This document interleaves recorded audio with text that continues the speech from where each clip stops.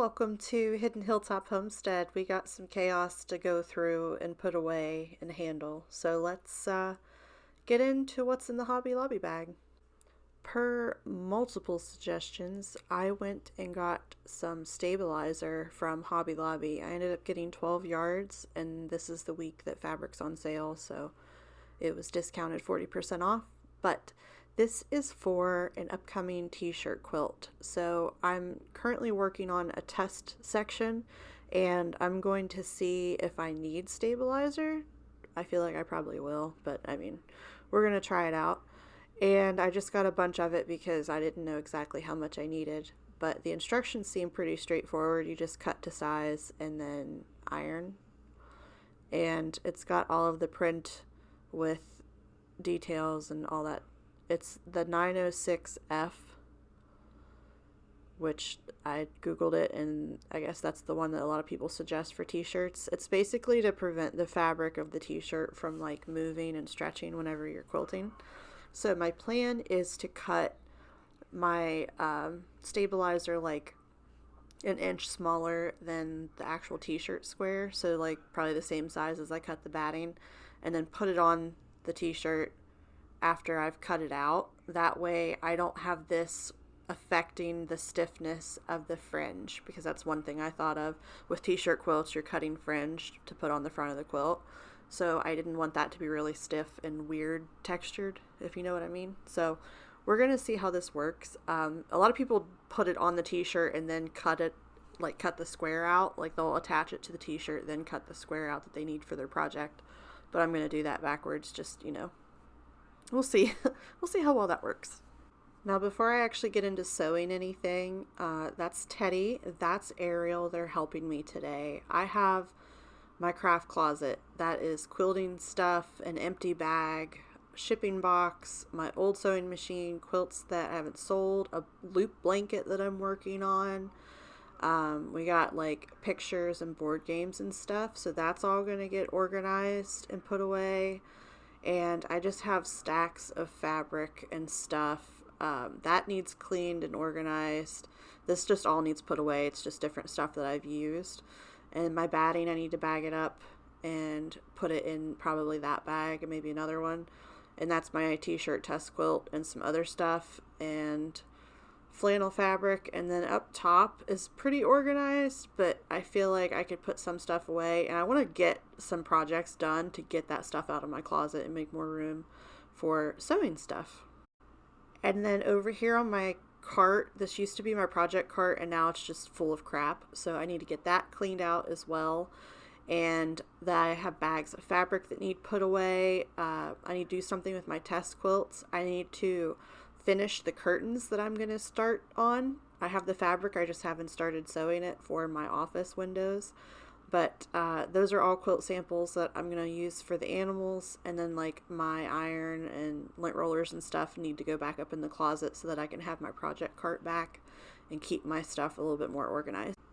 I also have some back office stuff to do on my computer, and I want to work on this Valentine's quilt and try to get at least half of it done so that I can move on to some other things. I'm kind of in a rut right now, and it's just the beginning of the year, but like I'm lacking a lot of motivation, and I'm just trying to keep things moving. So organizing and cleaning always gives me that fresh start feel that I need, and I feel like that's going to reinvigorate me to actually do some things. So I'm going to drink my coffee, I'm going to work on a video upload, and then hopefully we'll get some more stuff done.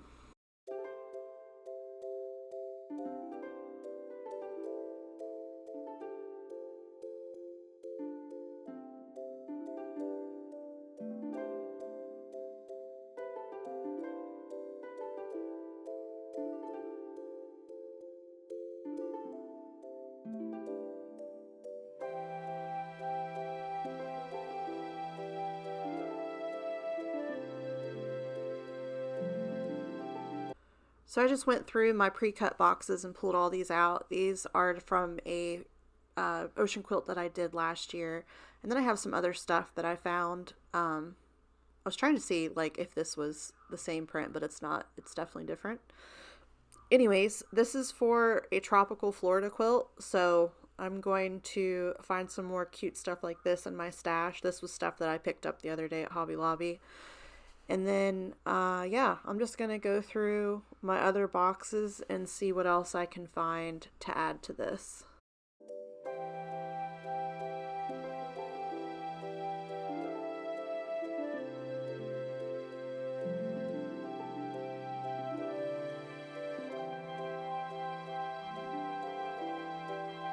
I found quite a few add-ons for this. So these are all the ones I pulled out of my stash, plus those few you saw earlier. That's the backing.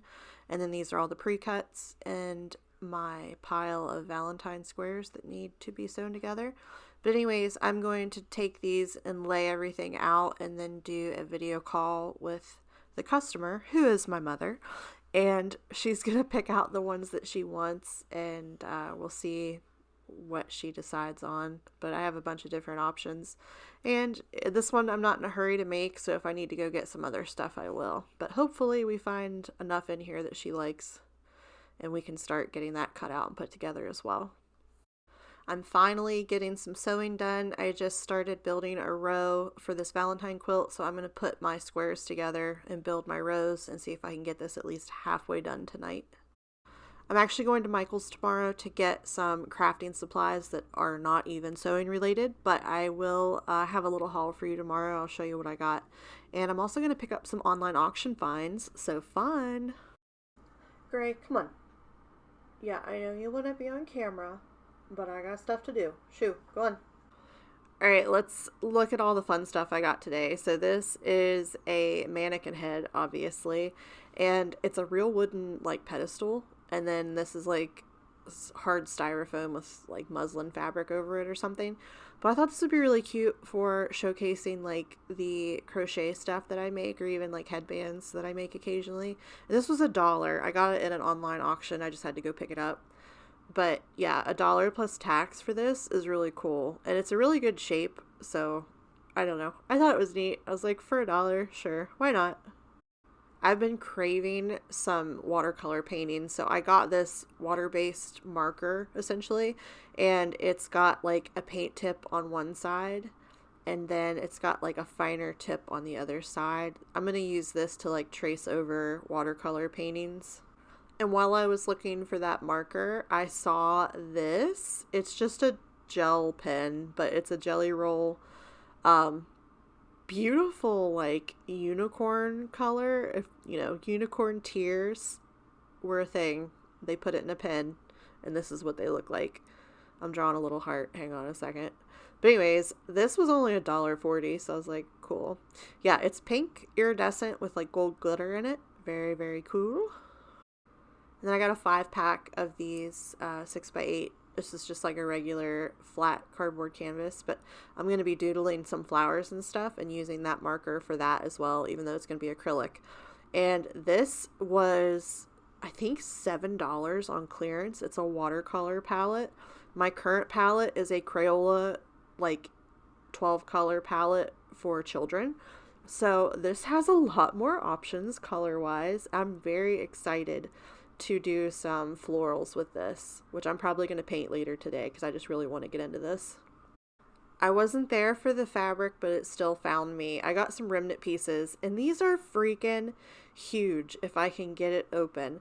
I think the tag said it was like a yard or a little under a yard, and this is definitely like a yard and a half, and it's just this pretty pink with mini and polka dots on it. And it was $3 for a yard and a half, essentially, so I couldn't pass that up. Same thing with this one. It says it's 26 inches, and it's definitely almost a yard. It might just be like a hair short of a yard. But really cool Harry Potter fabric. This one was a yard, and it was $2.99 as well, so cool. And then this is just another piece of Harry Potter, and it says it's a yard. Definitely more than a yard. $3. Yup. Doing some embroidery, so I got an extra large gray sweatshirt and an extra large black solid t-shirt. This was only like $2 or $3 too. The sweatshirt ended up being $9. And then I did go to Joann's for flannel, so I'm going to be doing a video in the future making an all flannel quilt. That's the backing fabric. It's like a brown gray color, and I ended up getting 3.5 yards of that, and then half-yard increments of these flannel prints. I wanted to go with like a forest floral, kind of darker or like more natural tones, and then there's like a few pops of color. Like this has a little bit of orange and pink, and of course that yellow flower print. But there are a lot of beautiful flannel prints, and it makes me sad because Joann's just recently filed for bankruptcy again. So the future of Joann Fabrics is very uncertain, and it's really sad because I get a lot of my stuff there. But hopefully that won't change. Maybe somebody will buy them. These are so cute. I love mushrooms. Oh my gosh. But anyways, maybe somebody will buy the store or the company and make it a little more financially stable, I guess. It's just, I've shopped there. I worked there when I was in college, and it's just, I've shopped there for years. So that's kind of sad. But these quilt prints are beautiful. I do know if they end up doing some type of liquidation, though, I'm just going to be stocking up on fabric for like the next 5 years, because that will be a deal that you can't pass up. But I hope they stay open. I really do. And like all of these flannel prints, it took me a little while to put this palette together in the store because there's like some to choose from, but a lot of it is nursery themed or very specific, like hobby themed stuff. So trying to get nature things that weren't Christmassy was a little bit difficult, but I ended up just getting 12 different prints instead of trying to get any more. I kind of struggled to get all of this, so this will be a future how-to video, and of course I'll be filming some behind the scenes stuff and throwing that into a vlog as well. Couldn't wait any longer. I really want to test out this watercolor palette, and I have my trusty Crayola palette here, so we'll see how it compares, but I'm going to paint some flowers.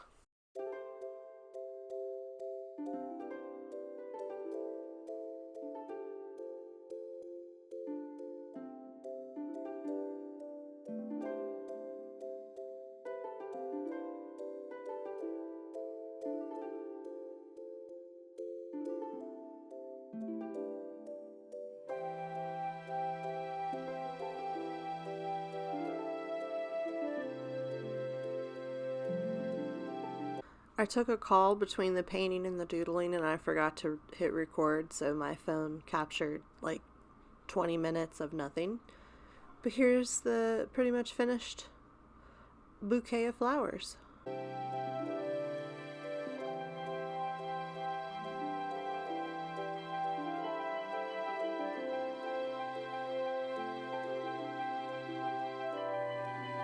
So these were my first 3 pictures I did with watercolor, and I used that Crayola palette for these ones.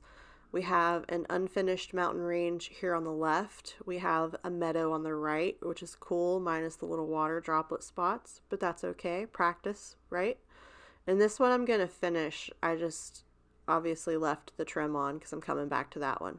But that was my very first picture with the mountain ranges. Not too bad. I mean, it's only going to get better. And now I get to add my little pretty flowers to it. So I'm going to doodle around some more and see what else I can come up with. So we got the flowers hanging up, and then I did some little mushrooms. I'm not a big fan, but hey, I mean, first couple drawings, not too bad. But anyways, thank you guys so much for checking out this vlog. I know it was a little more than sewing, but hopefully you had fun, and I'll see you guys in the next one. Bye!